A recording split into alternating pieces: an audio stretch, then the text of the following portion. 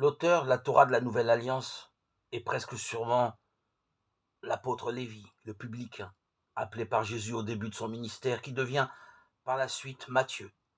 L'évangile est décrit vers 65, il est donc destiné aux chrétiens venus du judaïsme qui connaissent les Écritures.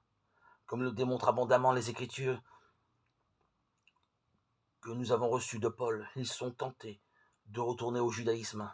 L'évangéliste va donc tenter de les conforter dans leur foi en leur révélant comment Jésus est l'accomplissement des Écritures.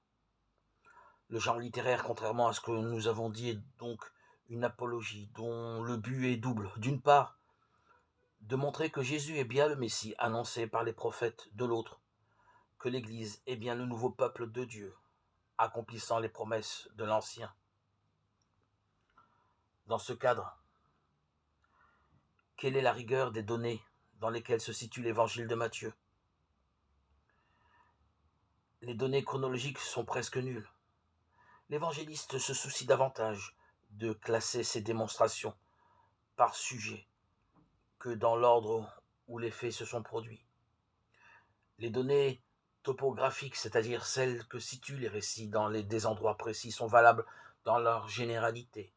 L'auteur a un souci réel de mettre le lecteur en face d'une vie réelle, le bien vu ou le bien vécu. Les transitions explicatives sont ordinairement subordonnées à un intérêt doctrinal, d'où l'importance pour le lecteur d'en bien percevoir le déroulement et le plan. Il est aussi nécessaire de connaître au moins sommairement les procédés de style sémitique. Tout d'abord, les mots agrafes en ce temps-là, ce petit enfant-là, qui n'ont aucune signification précise, mais qui servent simplement d'enchaînement au récit.